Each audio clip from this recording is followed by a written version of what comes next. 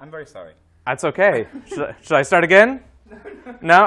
The stream will just suffer. They just had the pantomiming and OK. They can't complain. Yeah. Anyway, so Spelunky, it has the sort of the hand-authored pieces, and they're stuck together with like some sort of rules governing how they should go. But it sort of looks very computer done. And then something like Brogue, again, very very rule driven, a lot of hand-encoded rules. But like it's something that I think no human, if they were going to set out to draw, would probably draw that map. Like it still looks very sort of computery done.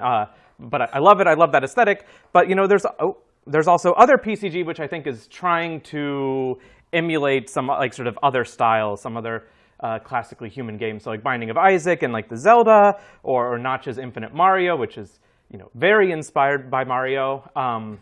But again, these are still using a lot of like hand-encoded rules, hand-done templates, and I'm gonna say that there's another way that you could do this.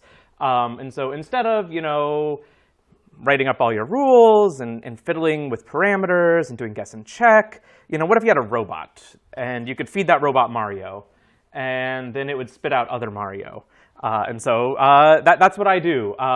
So in my research is focused on using machine learning to learn from existing game artifacts, game levels, game content, to then generate new content sort of in that style. So I've done stuff with Zelda, which I'll get into, and done stuff with Mario, which I'll also get into, and done stuff with Magic the Gathering, and which I also going to get into. So this is what I care about, and I'm going to give you a sort of a very, very high level, pretty non-technical talk. This is more of like an aperitif or amuse-bouche. So hopefully you'll, go to Google everything up, look up papers, if this interests you more. The goal of this talk would be to give people, so I say the tools, but maybe not the tools, but like the starters, the pointers to where they need to go to find out if they want to do something like this for themselves. I'm going to discuss a large number of techniques, what they do, why you'd want to use them, and so. So broadly, I think of that machine learning as sort of, there's like maybe 3 main modes. This is just my own thing. Maybe other people have this too. But so broadly, I think that there's classification, which you can think about. So maybe you have some data, and like there's maybe like one specific or maybe a few specific things that you care about. But you have a whole bunch of other data that you can use to try to predict that.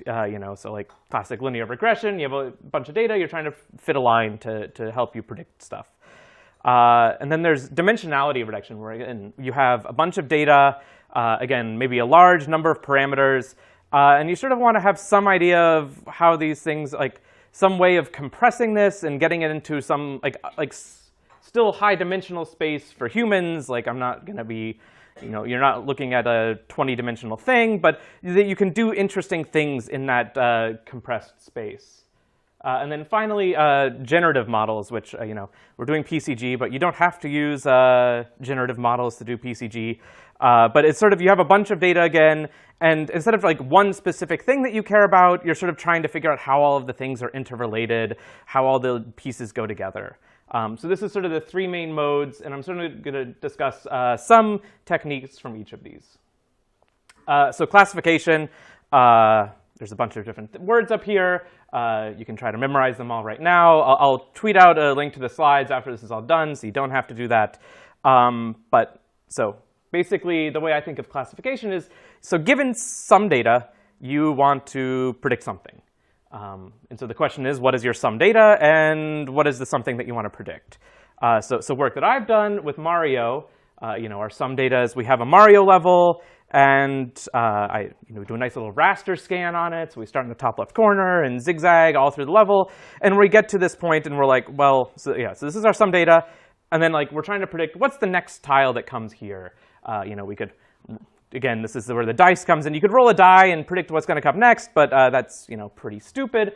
You're probably not going to get something that's going to look pretty. As humans, we can infer that if we just had the bullet bill shooter, it should probably be the base of the cannon. And so we want to make our machine learning algorithm be able to predict that. And so the way that you do this is if your data is a sequence and you're trying to predict the next thing in the sequence, you should use what's known as an LSTM RNN, which is a long short-term memory recurrent neural network. Again, I'm not going to get into those. Just Google that, dig in. There's a lot of code online, easy to get into, at least I think. Yeah. But there's a bunch of different things we might want to predict about Mario. So we have like the level, and maybe we just want to predict like, is it solid or not? Maybe, I don't know why we'd want to do this, but maybe this is something that you'd want to do. And so in that case, if the way that we typically think about it is like, is there something, and that's a 1, or is there nothing, and that's a 0. And so that we do a logistic regression. We have this nice sigmoid, which is coming from sigma and s, and we see it's an s, and thus science is proven. And so we do a logistic regression. If you just want to know if something is or isn't, or you can, again, you'll always have or a neural net with a whatever activation, with a sigmoid activation on the last layer. But maybe we actually care about what the thing is. We want to know, is it a Goomba or a breakable block or the ground or a question mark block or a pipe top or a coin or a blah, blah, blah, blah, blah. And in that case, we do some math. So this is, pay no attention to it really. This is this is what's the softmax. I couldn't come up with a nice like little S-shaped thing for it's multi-dimensional and it sucks. But the idea is you have a bunch of numbers that you're predicting, and then you're trying to force them to be into this sort of the form of dice. That it's you're trying to predict discrete things, and you're coming up with some probability for each of them, and this is the way that one does it.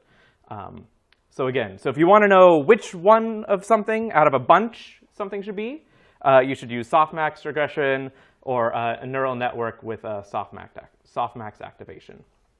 And then finally, so this isn't my work, this is the work of Matthew Gusdile. But you might have something like, we have these levels, and maybe we want our system, maybe you have some way of generating them, like these were generated with the notch generator, and maybe we want to know something about them, like how difficult are they? Because in your PCG system, maybe you want some sort of level progression. You want things to get easier and harder, or start off easy and then get hard, whatever. You can do it yourself. And so, maybe each of these has some sort of rating that people came up with or you came up with. And then you want to be able to predict that. So this is, we have our sum data, something we want to predict. And the answer is you do something like a linear regression, where maybe you have, there's lots of different features you could imagine, that maybe the number of enemies or the number of gaps in a level or something like that, how flat a level is. You can play with it yourself, figure out what you want. But then you would just do, either you want to predict a number, so you're doing a linear regression, or a neural network with a linear activation. And then finally, we can do other sort of more crazy things with our classification. So for instance, work I've done where I trained it on a bunch of magic cards. We can think of magic cards as like a sequence of words. And we can think of that we might want the input to be that some of those words are missing. So all I give it is scarecrow, and then a bunch of blank spaces, and tell it, now you predict, what should the rest of this be? And so we have our sum data. We want to predict another. So we have sequence coming in and sequence coming out. And so we can have it generate and fill in all of the blanks and have fun with this. And so it's like a toy to sort of play with and see what it's going to how it's going to fill in the blanks. And so if your data is an input and you want to predict something that's a sequence, or data's a sequence, and your output is a sequence, then amazingly use something called sequence to sequence. That's the classification, and now dimensionality reduction. Again, you can search for a large number of things, but basically the way I think of dimensionality reduction is, given some data, find a vector of numbers that describes it in some way that is maybe useful and interesting to use. So work that I've done on Zelda is you take one Zelda room, and take another, and maybe you want to know what's in between these two things. And we can think of the dumb way of doing it and just randomly pick pieces of them, but maybe we think that there's some higher level structure and that it should actually have some sort of more meaningful space in between. So what we can do is we can take our sum data, and we can squish it down to a vector. And so it sort of can be hard to interpret in this vectorial space, but then we can do lots of vectory mathy things with it, like interpolating between them. And then we have this whole nice fluid space between them, whereas we sort of turn the dial, it gets slightly more and more from one end to the other. And so this is a fun thing that you can, if you use something called PCA, or principal component analysis, or non-negative matrix factorization in an MF, you can get these sort of nice dimensional spaces that then you can interpolate between and find sort of the fun space in between the two sort of exemplars or number of exemplars that you have. And then another one, this is not my work, but this is some very recent work of emoji to vec. So it takes an emoji and, again, squishes it into a vector of numbers. And then you can do math on emoji. And so you have, crown minus male symbol plus female symbol equals queen was the first rate thing. And then it spins out a bunch of other stuff. Like it sort of says, well, I still think crown is really good. And then castle, and then beefeater, and then horse races, the sport of kings, maybe? I don't know. Huh? Jousting? Maybe. Who knows? Who knows how Twitter uses horses and crowns together? I don't know. And then you can do a bunch of other things, like dollar minus America plus Great Britain. It doesn't get it quite right, but it has the pound in there. You can go to the euro, and then sunglasses minus sun plus stormy weather is umbrella. That's what you need when it's stormy out. And so you can have this sort of analogical reasoning just by doing math. And so you can sort of imagine creating fun things with this. And so if you want to be able to do this analogical reasoning on things, word to vec, which is what the emoji to vec people do. It's out there. It's pretty easy to use. And so you can do a lot of fun things with it. And then sort of the final class is the generative models. And again, you have some data, and you want to learn how everything connects. So work that I've done took Zelda levels and then encoded each of the rooms up as sort of a set of factors about that room. So it might be like how many rooms are in the whole dungeon? What was the previous room on the path? How many neighbors does it have? What room type is it? And then has all of these factors and wants to know how they all interrelate with each other. I'm not trying to predict any one thing, just and then you can set some portions of them, say I think the dungeon should have 20 rooms, and then how does everything else flow out from that? Or if I knew that the previous room contained an enemy, what does that mean for how many neighbors it probably has, or something like that? And so here's some output of it. It's big and gray, and it should be prettier. But anyway, if you know the parameters that you want to consider, and you have a sort of relatively small, say maybe a couple hundred features, I'd suggest using a Bayes net as sort of the technique to use. And then finally, this is sort of halfway between the standard generative model and then sort of getting almost back to the emoji to vec. So say you have a bunch of images of people's faces. You can train a neural network on them and then feed those into the neural network, get what its hidden interpretation is that we don't know. We have no labels on these things. We don't know this is a dude. We don't know that he's smiling in one and kind of smirking in the other. We just feed it in a bunch and hope that the system will sort of sort it all out. But then we can have the system spit back out what it thinks of the internal representation. So we see here, it does some weird sort of dithering pattern on the hair, but it sort of mostly gets it's a white dude, and he's kind of smirking in one and has a big smile in the other. But then you can, again, you can subtract one of these things from the other, and that's the smile vector. That's the smile dimension. And so you can smoothly interpolate, and so you can go from smirk to smile to big smile.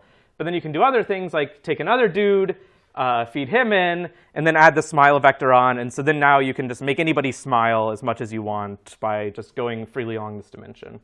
And then you can also just interpolate between these two dudes, and you can do this with lots of other things. And sometimes it's horrifying if you see the smile vector Twitter bot. Sometimes it thinks what's someone's eyes or the mouth, and so it starts making the eyes smile, and it's terrifying, but also kind of wonderful in its own way. But the sort of the caveat to this is you need a lot of data, hundreds of thousands of pictures. The internet can supply hundreds of thousands of pictures, but it takes a long time to get those and train stuff. But anyway, if you do have that and you have the computing resources, you can use what's known as a generative adversarial network. Sort of is the state of the art in this. So the way I think of using machine learning for PCG, it's not necessarily there's a bunch of math, but no one, at least I don't care about it, really. It's about finding the right way to describe what you want to do. Like, what do you think is like an interesting question, or what sort of question would you want this thing to answer, and then finding the way to formulate that problem, and then finding the right algorithm to do that. And so hopefully this will give you some idea of how you could formulate your problem, and then hopefully a list of also what the right algorithm to do that is. But then you have to wait while the computer becomes good at it. And sometimes that's fast, and sometimes it's slow. It's sort of, you just kind of have to see what's going to happen. But if you want to talk about this more, you can hit me up on email or Twitter. If you care about video games, if you don't, that's also great. But we have a bunch of easily parsable video games levels at that GitHub site. So please go check it out, have fun. And with that, I'll take any questions. Thank you very much.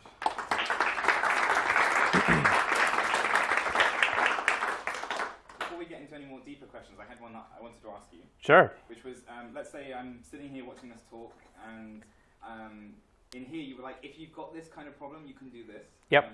But let's say I'm thinking, I don't mind what my problem is, but I want to know which technique is the easiest to get into as a newcomer, and then I can find a problem to fit it later. But which one would you recommend as something that's easy to do a sampler on? And I know that none of them might be super easy, but just what do you think is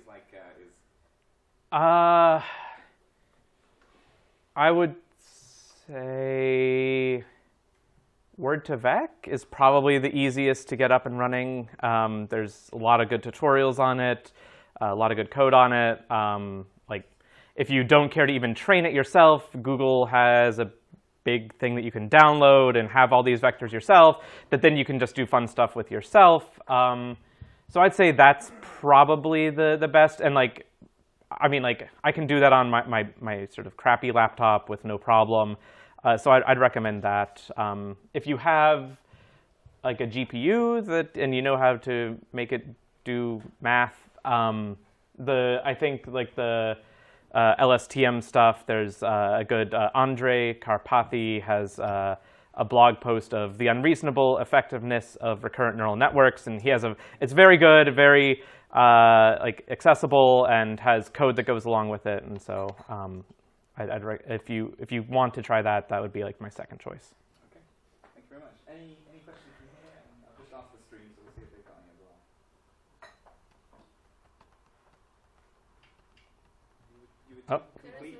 Aaron?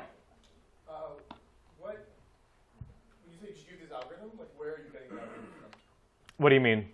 You're not writing them yourself? You're using some libraries or something? Or? Yeah. What I'm saying is just Google this stuff and you'll find it. Or you what do you? I mean, are you say maybe? Oh, sorry. The question. Huh? Do you have some favorite libraries? If I go look up, PCA, I'm gonna get 1,000 different. That's true. They all have their own. So the question is, where are these algorithms coming from? Am I writing them up myself, or are there libraries? The answer is there are lots of libraries. A lot of people who care more about making these things faster than I do. Typically, it would be I would Google Python and then the name of the algorithm I care to use and see what comes up. And if it doesn't exist, then maybe write it myself. But that's what I mean. I would say for whatever your programming language of choice is, programming language algorithm probably gets you 90% of the way there, and then let Google sort it all out for you. Another thing that occurred to me that I wanted to ask you is, you mentioned a lot of these techniques, they need lots of data, they need lots of things to put in. Sometimes that stuff's easy to find. Has anyone ever, or have you ever thought about having another kind of a generator, like a grammar-based generator, that outputs 4 million sentences, and then they become the input to machine learning? And can you Can you find bits in between the grammar by doing that vector stuff? So people have Nor did that with her non-negative matrix factorization work for Mario, was trained on the output of a bunch of other people's generators, and then could like interpolate between them, give you like half of Notch and half of like Peter Mahorder's or something, and things like that. So yeah, people have definitely done that. You could do that, and in all honesty, I think it. You often hear like, oh, you need to be Google and like have all the server and all this data, and like, I've done like my Mario stuff on like the 28 Mario levels, so like you don't need hundreds of thousands of things necessarily. You can sometimes get away with a lot less. So I have one question from the stream. This is actually Matthew. He says, how dare you invoke my name? how do you think about this in regards to Jamie's talk and its relationship to creative labor? I think Matthew's enjoying the idea of asking this question from a distance. Yeah. What do you think about it, Matthew? No. Yeah, I mean, so obviously my work has been utilizing other people's labor and generating things that they are not seeing. But I do, so at least the way I think about it, mostly at least the way that's interesting to me is like, instead of the like hand coding rules and stuff, like maybe if you just like, you drew up a level or you drew up like 2 levels and then said like, hey, generator, like fill in some stuff. Like I think that's like, I see it more hopefully in the positive good helps people create more thing, and not we're going to train on our developers and then fire them all. But double-edged swords and all that. So there are some systems where sort of there's a back and forth, right? As you said, like fill in the yes, yeah. So yes, thank you for answering my question, Michael. Yes. So like for my Mario or for my Magic card work, the idea was as like a co-creative tool that it's like a buddy that you like bounce ideas off of. And so that is actually the metaphor that I tend to like to use, or like the centaur chess, where like you have a human and computer working in conversation with each other, is to me a much more interesting mode of creation than the black box that turns the world into Mario levels or something. So. All right. If we don't have any more questions, then we'll get our next speaker up, and let's thank Adam again.